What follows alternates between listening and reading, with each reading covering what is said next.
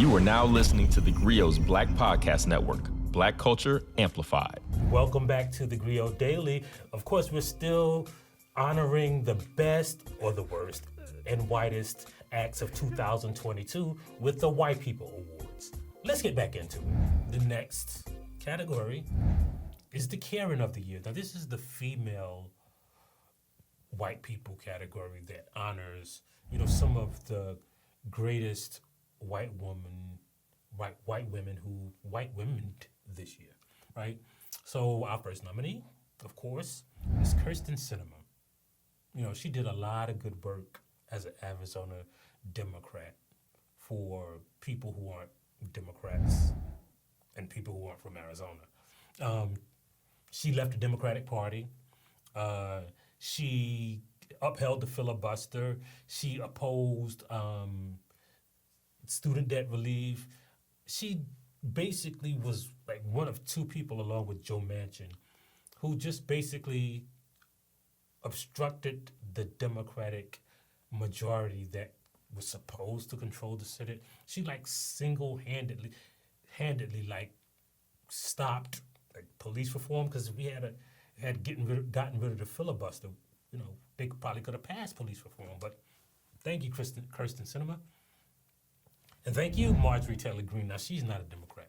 She's a Republican. She's like the wicked witch of white supremacy, but she went all out this year. She platformed QAnon. She amplified election denial. She was like the queen of the MAGAs. And she did it all, man. Y'all know Marjorie Taylor Greene is a little bit, that doesn't mean crazy. That means, that's a fan that blows the air from one side of her empty head to the other. And she probably would have won if she hadn't embraced the Nation of Islam protests and racism in the criminal justice system when she, tried to defend the January 6th insurrectionists. Our next nominee is Ginny Thomas. Ginny Thomas is one of the chief insurrectionists in America. She's married to a Supreme Court justice, and her husband is, one of the biggest supporters of whiteness in this country. And look, Ginny Thomas is dangerous, and she is racist, but she's married to a black man, so apparently she can't be racist. So that's why she didn't win. The winner for Karen of the Year is white women. And I know it's supposed to be a category for single white women, but for most of the year, white women weren't even in the running for this category. They were fighting for reproductive rights. They were involved in a racial reckoning. They were, blacking out their Twitter profile pictures and wearing Black Lives Matter t-shirts. And they joined the Me Too movement. And then the 2022 midterms happened, and white women was like, oh yeah, let's do what we do.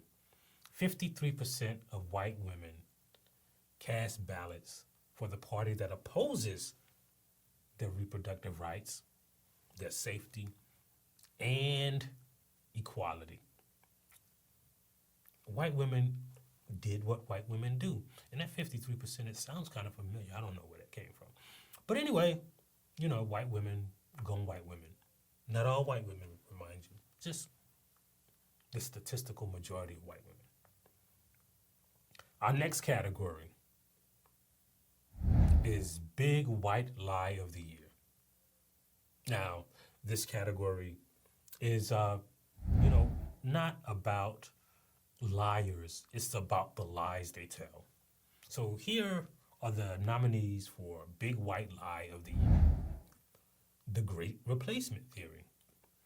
This insane conspiracy theory says black people and Hispanic people and all the people who have melanin are going to team up with the Democratic Party and just get rid of all the white people, but they have no real logical sense that, first of all, black people are a minority even in the Democratic Party.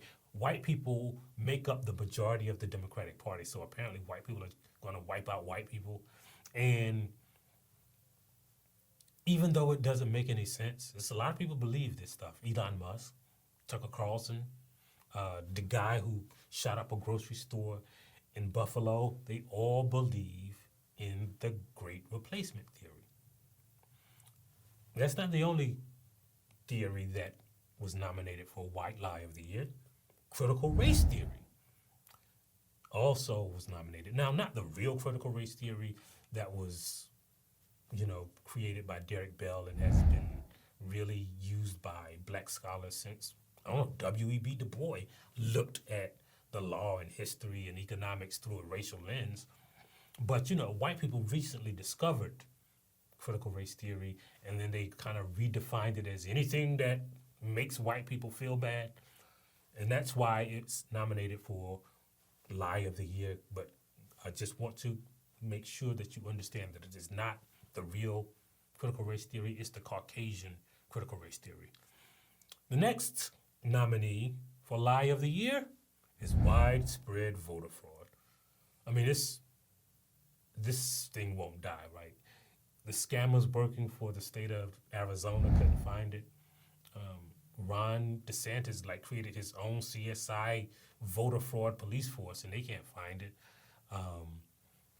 Courts all across the country dismissed all of Donald. I think he filed 100. I think there's a report that says he either filed umpteen or 11 million or 511. I think it was 511 lawsuits claiming voter fraud in the 2020 election, and every single one was dismissed. The only person who claims to have evidence about widespread voter fraud is Lauren Boebert, but she dropped out of high school, and her husband pulled out his penis in a bowling alley, so I don't think that qualifies. Oh, there's the My Pillow guy, but he smoked crack. The next nominee for Lie of the Year is Black Male Haters. Now, we talked about this on an earlier episode. Remember when they said black men didn't like Stacey Abrams or the Democratic Party and they were becoming Republicans, and then the election came and then black men voted like how they always vote, right?